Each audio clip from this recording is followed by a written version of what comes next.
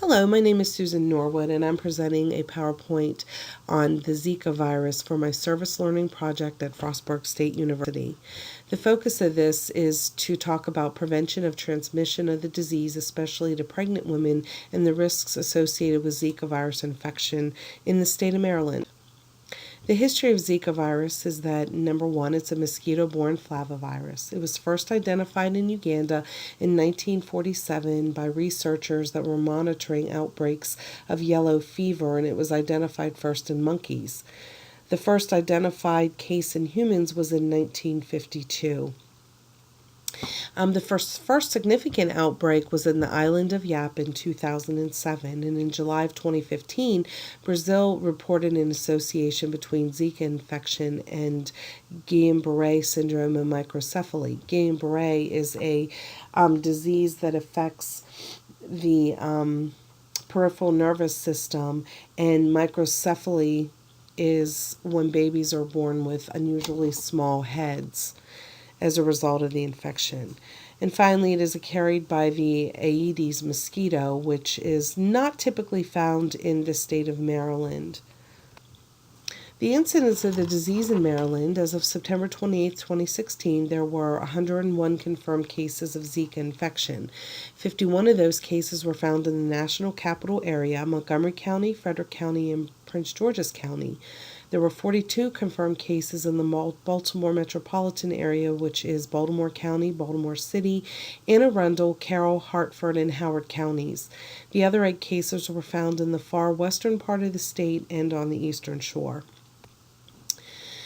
The incidence of Zika infection in the United States as of September 28, 2016, there were 3,625 confirmed cases. 59 of those were from direct mosquito infection. Travel-acquired cases account for 3,565 cases, and there was 1 documented laboratory infected case.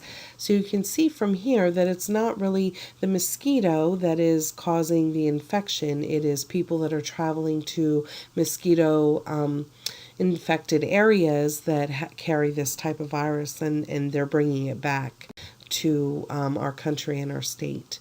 So here, according to the CDC, this is where the Zika virus is primarily found. So some of the cases in Africa and Asia, they are confirmed and unconfirmed. And then, as you can see, it is Central, South America. And in the United States, you can see there it is Florida and the Caribbean. The most prevalent health concerns related to Zika are prevention of this disease, especially to pregnant women or women who are planning to become pregnant, management of babies who are born with birth defects related to the Zika virus. So what's important here is that this disease, number one, is transmitted sexually. So if a woman lives here in Maryland and her husband is traveling to Miami or somewhere in the Caribbean or South America, and he gets infected by the Zika virus, and comes home, he can transmit that to his wife sexually. Oftentimes, people that are infected with Zika virus have no symptoms, or they're mild flu-like symptoms, which account for many, many other illnesses or diseases. So you normally wouldn't think about that.